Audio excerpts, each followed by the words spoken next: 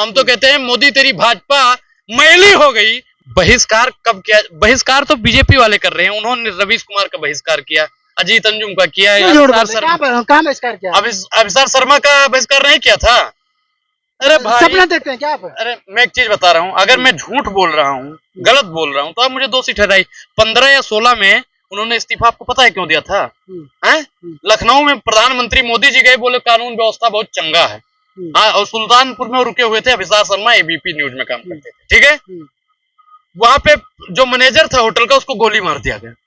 और उन्होंने रात में इतना ही सिर्फ कहा था, ज्यादा नहीं, कि प्रधानमंत्री जी आए थे, कानून व्यवस्था पे बात कर रहे थे, कि तब तक मालिक का फोन गया कि अभिसार जी आप 15 दिन की छुट्टी पे चले जाइए। उन्होंने प्रधानमंत्री ने छुट्टी पे, अरे भाई सुनोगे, इतना ही उसने बोला ना कि प्रधानमंत्री जी आए थे और यहाँ पे कानून व्यवस्था की बात कर रहे थे।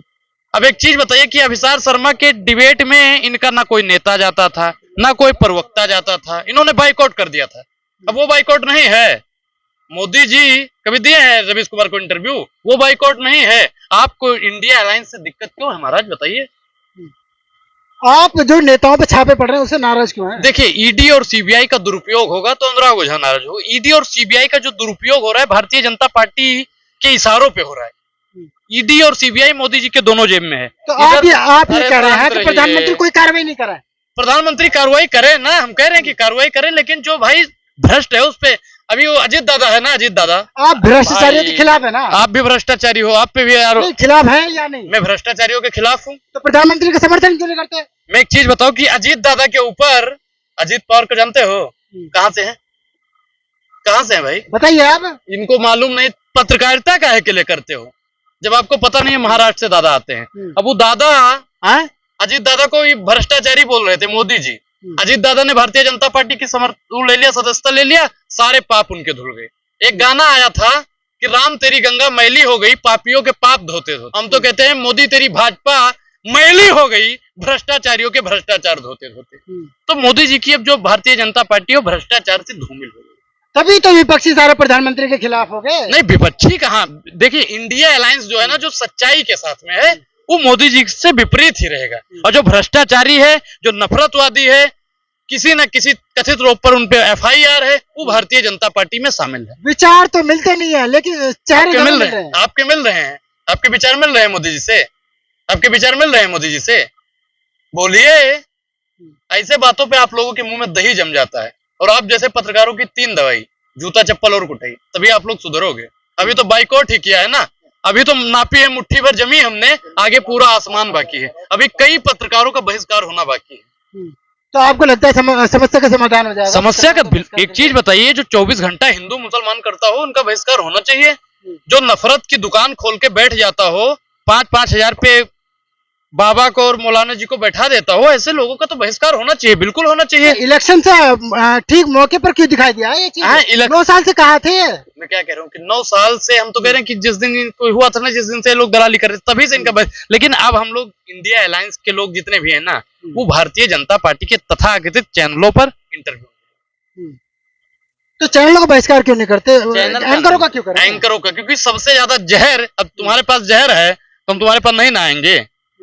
घर में तो तुम्हारे जहर है नहीं, तुम्हारे पास जहर है तो हम तुम्हारे पास नहीं आएंगे, बाकी तुम्हारे घर वालों के। सरकारों से डर रहा है इंडिया गठबंधन? डर सवालों से, सरकार से, प्रधानमंत्री से? प्रधानमंत्री से तो कोई नहीं डरता है, प्रधानमंत्री से कोई नहीं डर रहा, ना ही सवालों से डर रहा है। सवाल अगर पूछना है तो महंगाई पर सवाल पूछो, सवाल अगर पूछना है तो बेरोजगारी पर सवाल पूछो, सवाल अगर पूछना है तो महिला सशक्तिकरण पे सवाल पूछो। उस पे हिम्मत है आपकी सवाल पूछने की? आवाज उठाइए तो सरकार के खिलाफ उठाइए, मीडिया से क्या हासिल होगा आप लोगों को? ये देखिए, आपने कहा कि मीडिया पे आवाज उठाने से क्या फायदा। अब एक चीज बताइए, अभिव्यक्ति की स्वतंत्रता छीन लिया इंडिया गठबंधन। केरला जानते हो? केरल में एक पत्रकार को जेल में डाल दिया गया, क्यों? क्योंकि सरकार से सवाल पूछता था और उनके मोदी जी ने अब बताइए, उत्तर प्रदेश में राम राज्य में मिड डे मील पर सवाल उठाने पर एक पत्रकार के ऊपर एफआईआर कर दिया गया। अब बताइए, वहां पे पत्रकारों को आजादी है? आजादी है? वहां पे पत्रकारों का हनन हो रहा है, तब आप लोग शांत हो जाते हो। अभी स्मृति ईरानी जी को जानते हो? स्मृति ईरानी कौन है?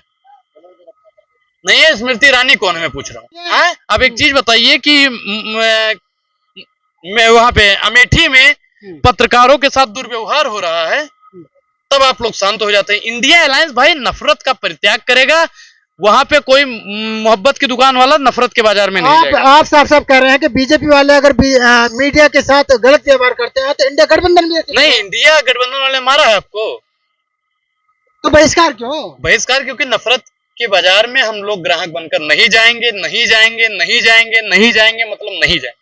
देखिए, सनातन को खत्म करने की बात कोई व्यक्ति विशेष कह सकता है, उसमें इंडिया गठबंधन का कोई लेना देना नहीं है। इंडिया गठबंधन ने उसे साफ कर दिया है। अब आप इंडिया गठबंधन क्यों ढिढोरा पीट रहे हो? इंडिया गठबंधन से आपको क्या दिक्कत है?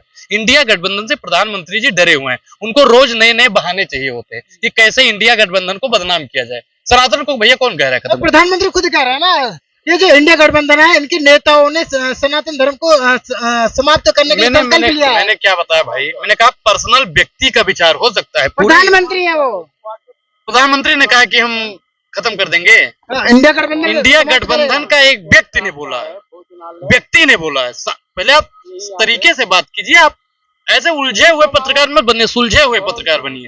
अब ऐसे बेशर्मी अगवा लोगे कि पूरा इंडिया अलायंस, मतलब अगर एक मछली गंदी है तो तुम सबको कहोगे कि पूरा खानदान गलत है। एक को बोलिए कि एक व्यक्ति विशेष ने कहा है, उससे इंडिया अलायंस का कोई लेना देना नहीं। तो आप नहीं मानते कि जो इंडिया गठबंधन बना है वो कहीं ना कहीं सनातनियों के लिए खतरा है? सनातन को क्यों खतरा क्यों है? अगर वो सनातन के लिए खतरा होता तो बताइए, राजीव गांधी की सरकार ने, आप कभी वहां गए हो? हरिद्वार गए हो? हरिद्वार घाट का निर्माण किसने करवाया? राजीव गांधी के फंड को उससे हुआ। आप बताइए कि राम मंदिर का ताला किसने खुलवाया था? राजीव गांधी की सरकार ने खुलवाया था। आप बता रहे हो कि वो सनातन का विरोध करती है? अरे सनातन का विरोध तो आप जैसे जाहिल और गंवार पत्रकार करते हैं और आपके मोदी जी करते हैं।